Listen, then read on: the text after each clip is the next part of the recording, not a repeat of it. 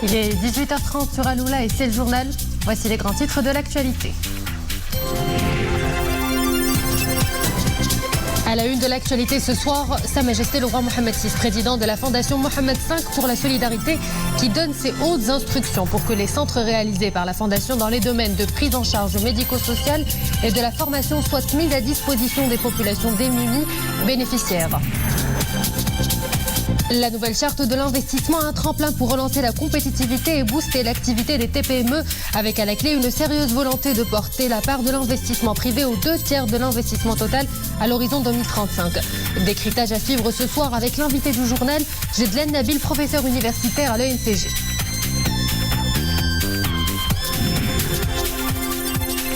Et puis en fin de journal, nous ferons la rencontre d'un groupe de franco-marocains de confession juive en visite culturelle et culturelle au musée du judaïsme marocain de Casablanca.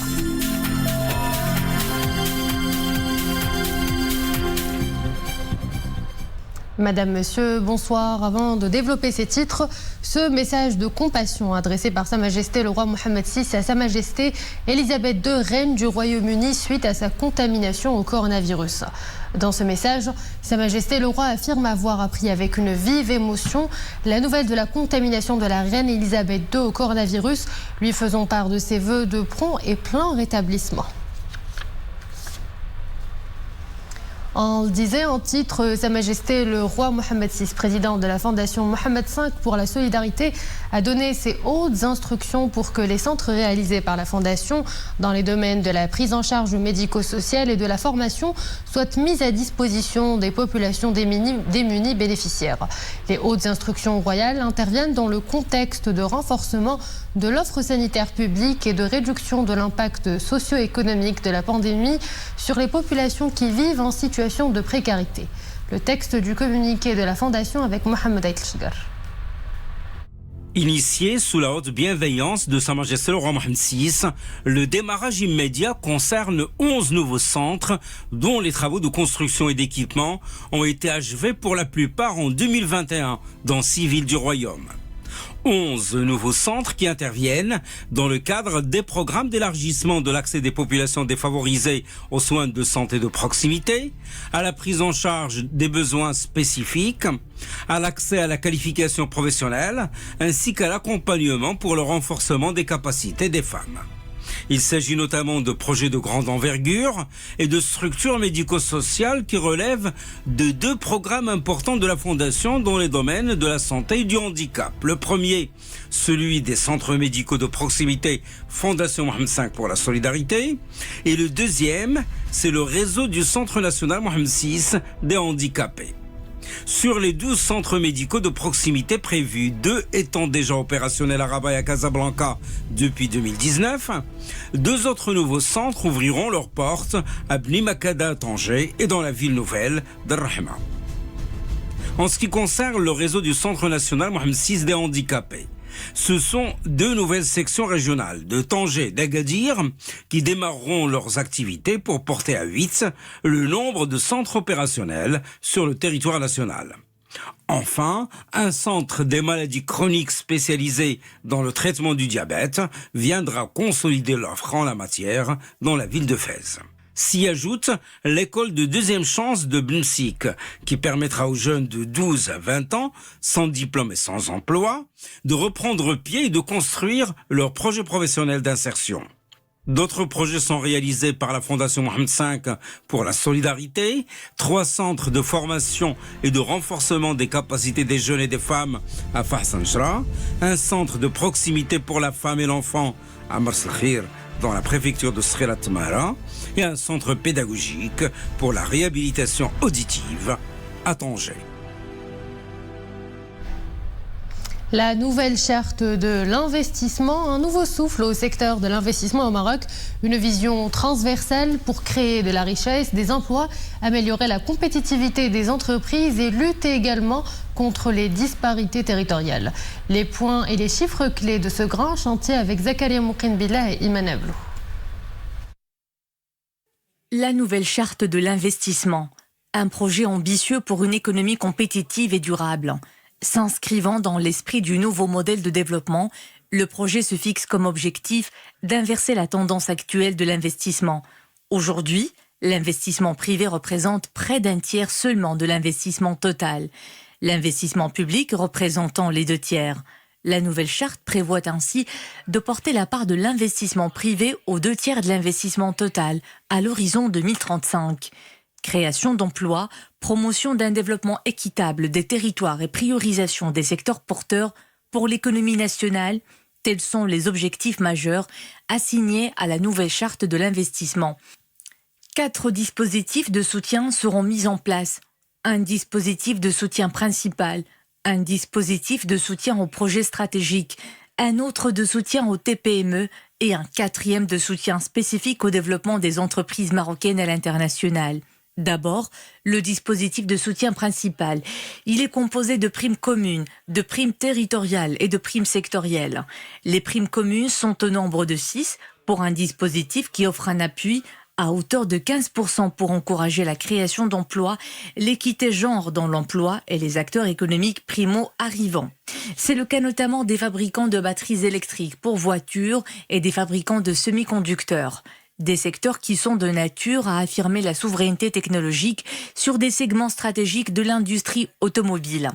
Autres secteurs concernés par les primes communes, les métiers d'avenir à fort potentiel comme l'agritech, la biotech et l'intelligence artificielle.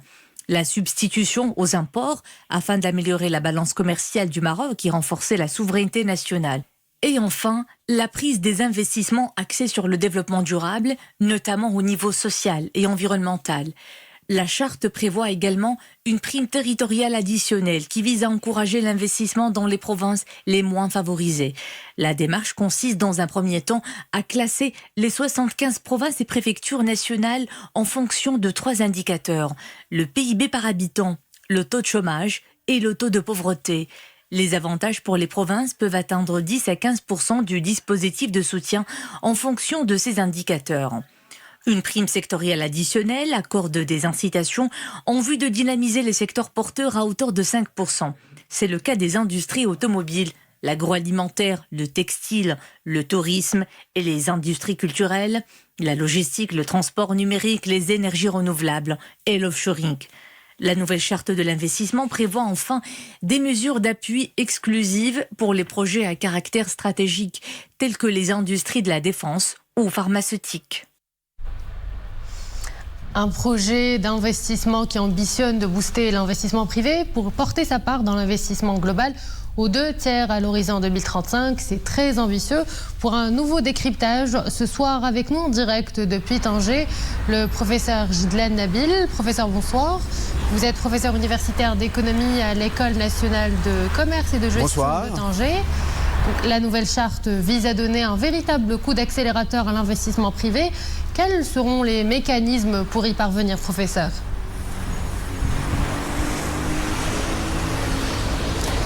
Bonjour, merci pour l'invitation.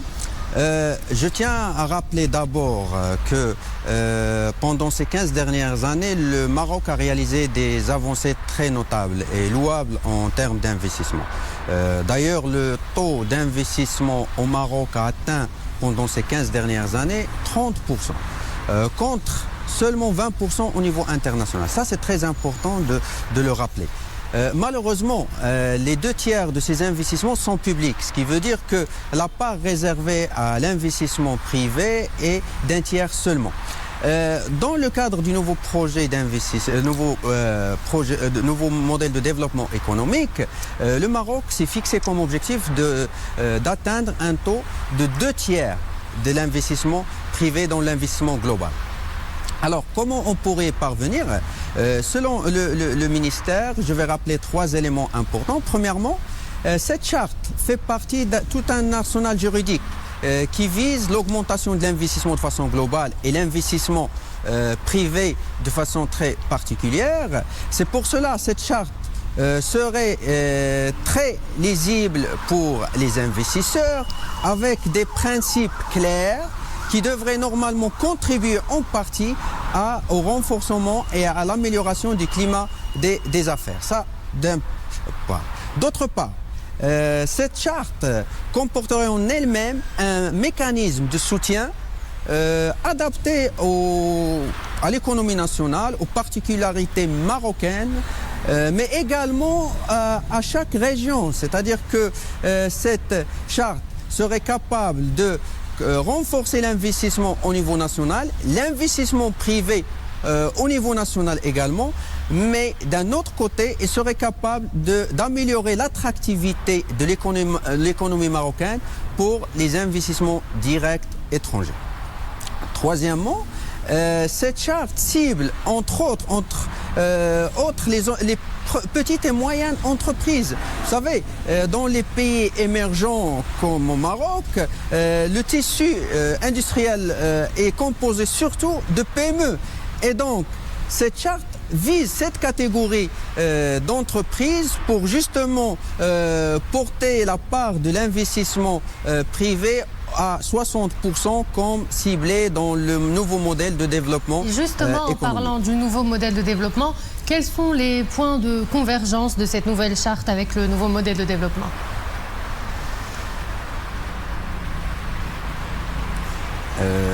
Effectivement, il suffit de rappeler quelques objectifs du nouveau modèle de développement économique pour savoir qu'il y a une convergence très parfaite entre les deux, entre la charte et le nouveau modèle de développement.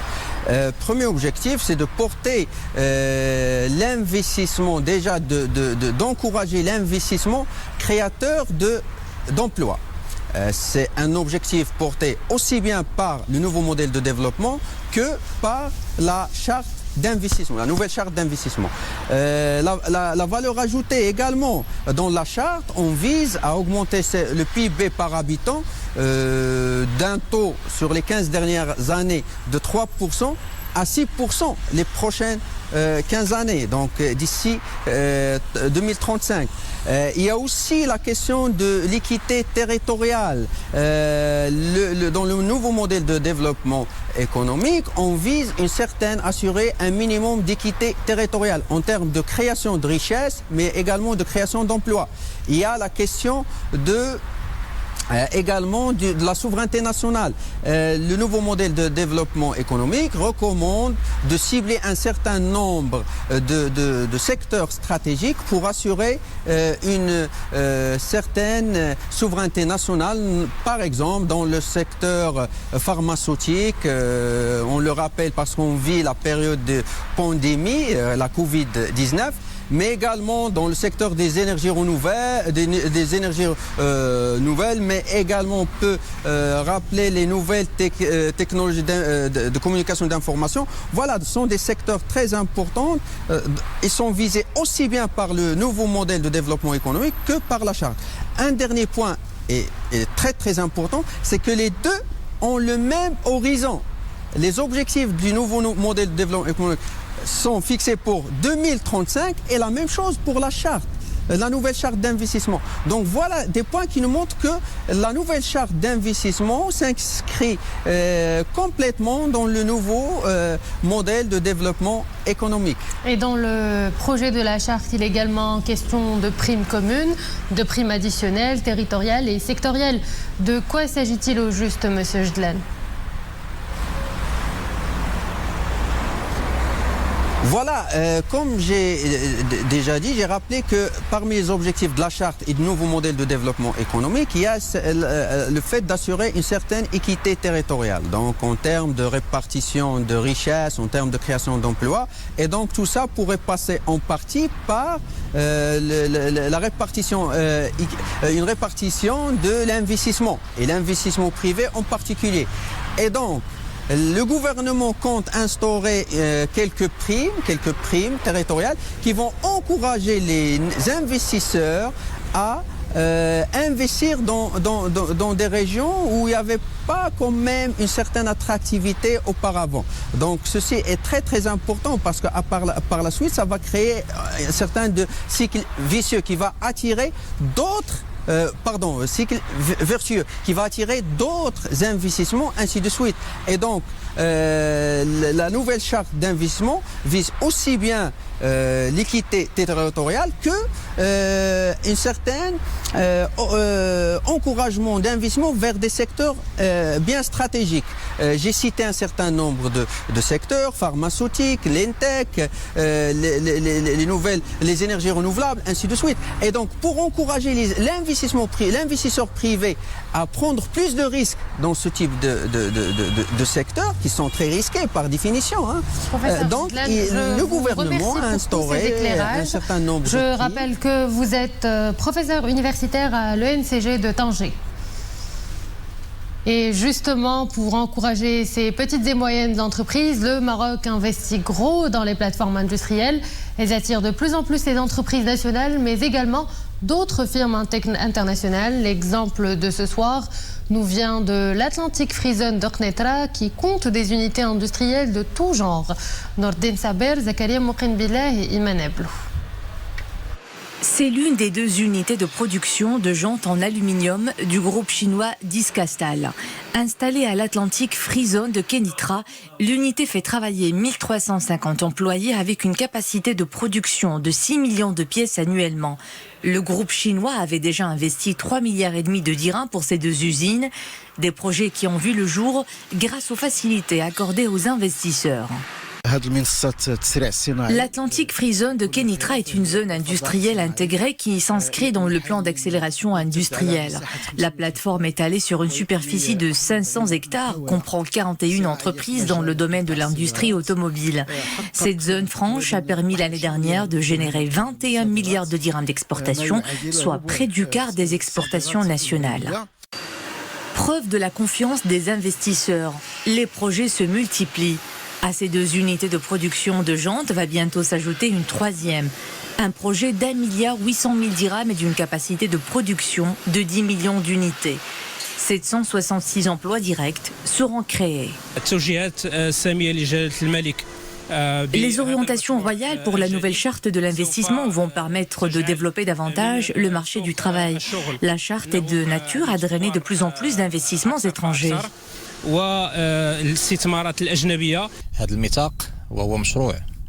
Ce programme ambitieux vise à équilibrer les investissements entre les différentes régions du royaume. La nouvelle charte vise à inverser la tendance actuelle et à porter la part de l'investissement privé aux 2/3 de l'investissement total. De toute évidence, la nouvelle charte contribuera à créer de nouvelles opportunités d'investissement.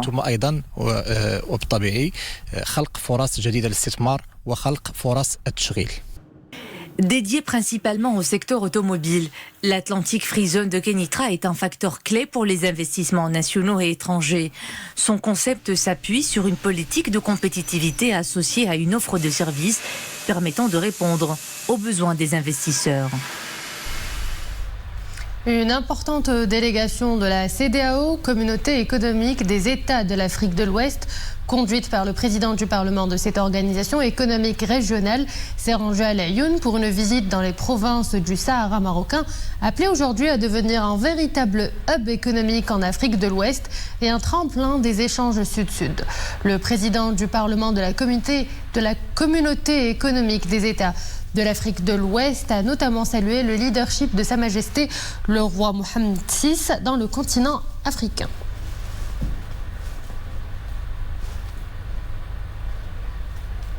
La présidence de la coalition de la majorité gouvernementale l'a réaffirmé hier lors de sa réunion mensuelle ordinaire son engagement résolu à s'atteler aux nouveaux défis sociaux nés du renchérissement des prix sur le marché mondial et du déficit pluviométrique. Tenue sous la présidence du président du RNI en présence des secrétaires généraux du PAM et de l'Estirklal, la coalition a assuré que le gouvernement continue de subventionner les produits de première nécessité comme le sucre, le gaz butane, la farine, le blé tendre, l'eau et l'électricité, tout en soulignant la stabilité des prix de produits agricoles. La coalition de la majorité gouvernementale a salué la sollicitude particulière que le souverain accorde aux habitants du monde rural, louant la sage vision proactive de Sa Majesté le Roi qui permet d'asseoir les contours d'une feuille de route claire pour résorber les effets du retard des précipitations sur l'activité agricole et apporter une assistance aux agriculteurs et aux éleveurs concernés. Dans ce contexte, la présidence de la coalition a insisté sur la célérité de l'exécution du programme d'urgence adopté par le gouvernement pour faire face aux difficultés subies par les habitants du monde rural.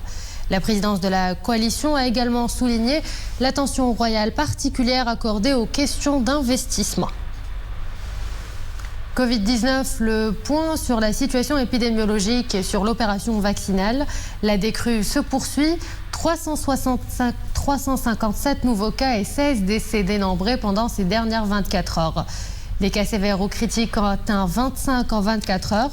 Pour ce qui est de la campagne de vaccination, le nombre des primo-vaccinés s'approche de la barre des 25 millions.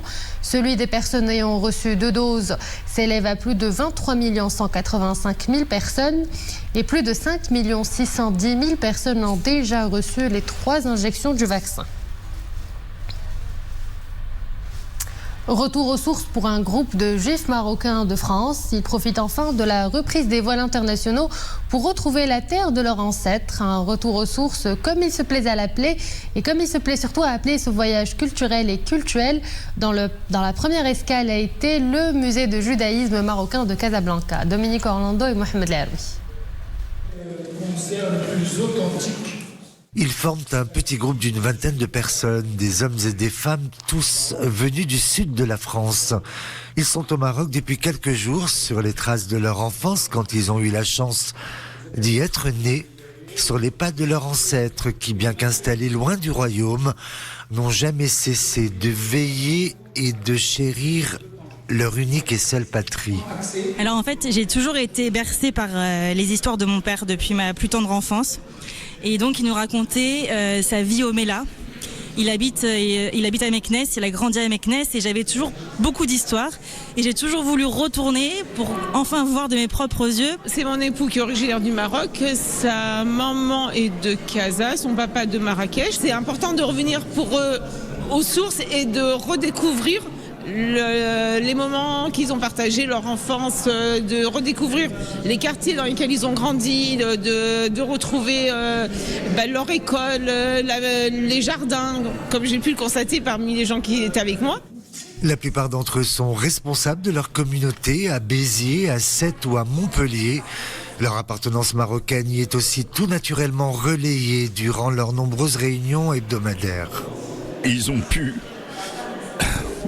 conduire la liturgie, le chant marocain au sein des synagogues. Dans la réalité, toute cette culture est venue se mettre dans quelques synagogues de France et les revéhiculer en direction de la terre natale, le Maroc. Leur visite ce mercredi en tout début d'après-midi au musée du judaïsme marocain avait effectivement tout d'un vrai retour aux sources. Les Juifs marocains viennent ici pour découvrir en fait leur mémoire, pour découvrir ou redécouvrir l'héritage juif marocain, pour se rappeler, pour voir et découvrir en fait des choses, parce que nous avons essayé de collecter en fait des objets, des artefacts qui représentent le judaïsme marocain ici dans ce musée. Donc ils viennent, ils renouent, si vous voulez, le contact, le lien avec leur terre natale, avec le Maroc. Le royaume du Maroc qui ne cesse de bercer leur cœur et leur vie de tous les jours, même à des kilomètres. Et comme le disent-ils eux-mêmes, comment ne pas succomber à cette immense bienveillance qu'à chaque voyage ici, ils retrouvent. Direction Abidjan qui abrite les travaux du colloque international sur le dialogue interreligieux. Une deuxième édition organisée par le Conseil supérieur des imams, des mosquées et des affaires islamiques de Côte d'Ivoire et la Fondation Mohamed VI des oulémas africains et qui est placée sous le thème « Le message éternel des religions ». Ça veut dire Choun, Medjish Tebi et Imaneblu. À Abidjan, l'heure est à l'échange entre deux communautés. L'une est musulmane, l'autre est chrétienne. Une communion pour enraciner le message éternel de toutes les religions, la paix.